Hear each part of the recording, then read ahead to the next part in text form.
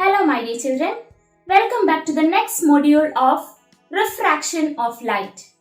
Today we are going to discuss about the refraction of light through some objects. The first one is a rectangular glass slab.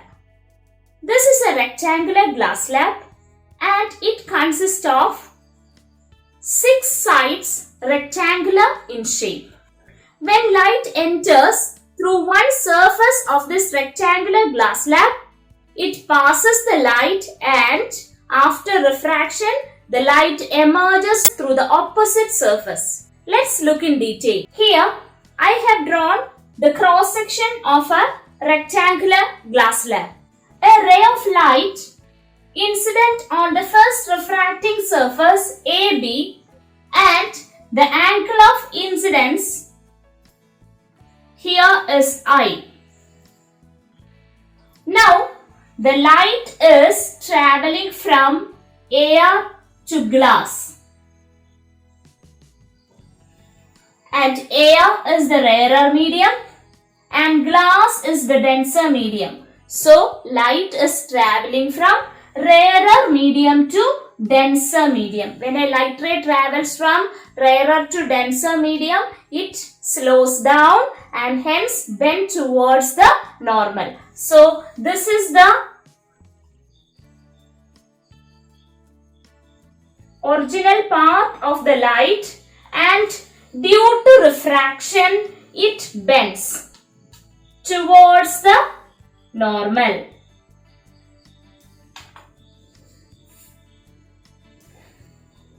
Since no rays are passing through these points, it is shown in dotted lines. And the light ray actually passes through here after refraction. And here the angle of refraction, let the angle of refraction is R. Now this light reaches to the second surface CD and it incident at this point. So this is the point of incidence and here the light ray refracts and bent away from the normal.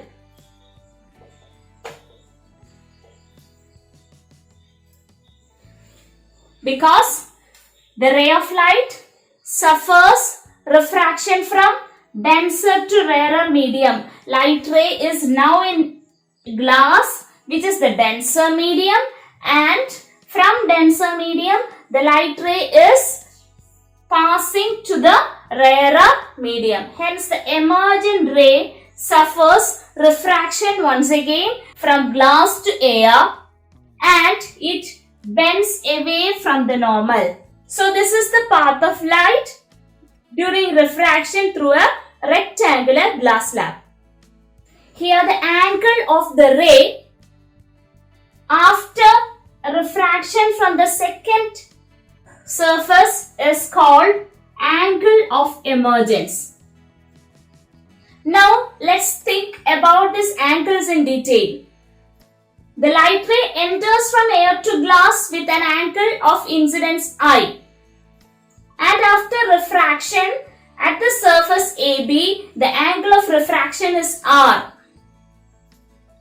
The light ray is having rectilinear property, that means the light ray travels along straight line and inside the glass with a changed direction, it travels in a straight line and reaches to this point. So, we can think about this normals. This is the normal to the point of incidence at the surface AB and this is the normal to the point of incidence at the surface CD. Since this AB and CD are parallel to each other, this normals also will be parallel to each other. So, we can say that these two angles are co-interior angles. We know the property of co-interior angles. The co-interior angles will be same.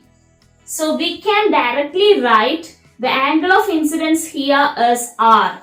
Now, if the angle of incidence here is R, the angle of emergence E is equal to I on the basis of principle of reversibility of light. Because here R is the angle of refraction and which is the angle of incidence in the second case. So, the angle of emergence will be I due to the principle of reversibility of light. So, we can directly write the angle of emergence is equal to angle of incidence. Hence, we can conclude a light ray enters to the glass slab with an angle of incidence I.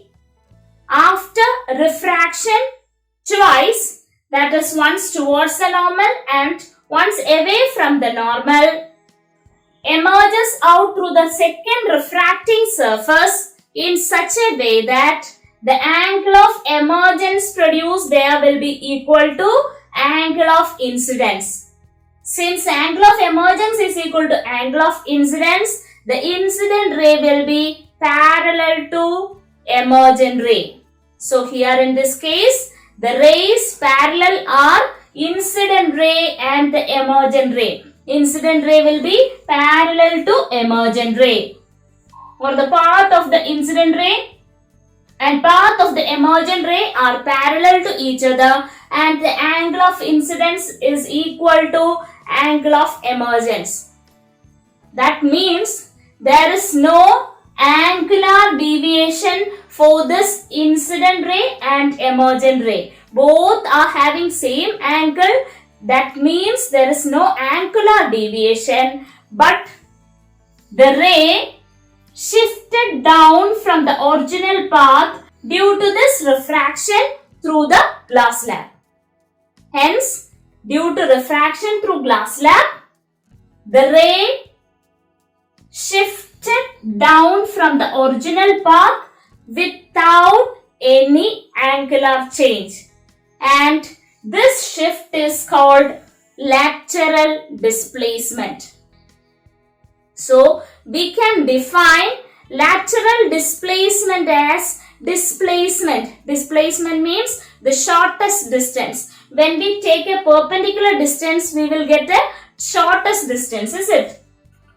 So, if you take a perpendicular distance, we will get the shortest distance. So, it is the perpendicular distance between the direction of incident ray and the path of the emergent ray, or it is the perpendicular distance between the path of the emergent ray and the direction of incident ray. Dear students, this is how the refraction happens through a rectangular glass slab and the lateral displacement can be seen practically.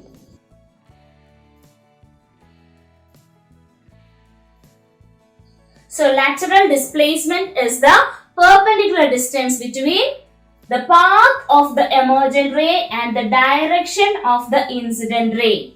And the symbol for lateral displacement is D. Now, let's see what are the factors affecting lateral displacement. There are three main factors that affect lateral displacement. The first one is angle of incidence, the second one is the thickness of the glass slab, and finally the refractive index of glass.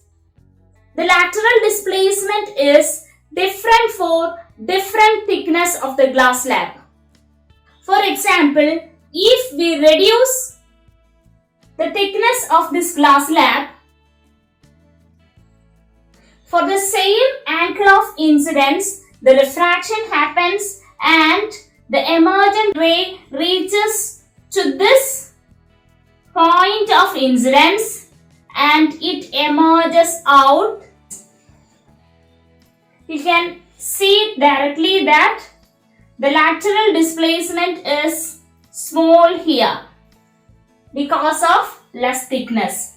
So, when the thickness of the glass slab is more, it produces more lateral displacement, and the lateral displacement is less for a glass slab with less thickness. Next, we can move to the next factor, that is angle of incidence. When the angle of incidence is more, the angle of refraction also will be more, and hence the lateral displacement increases. And finally, refractive index. For different refractive index of the media, the lateral displacement is different. If the refractive index is more, the lateral displacement will also be more due to more deviation of the refracted ray. Since refractive index depends on the wavelength of light, the wavelength of light also affects lateral displacement, and the lateral displacement is more for less wavelength and less for more wavelength. Hence, the less wavelength light, violet, produces more lateral displacement than the high wavelength red light. Hope you all understood. The refraction through glass slab, lateral displacement, and the factors affecting lateral displacement very clearly. Thank you and have a nice day.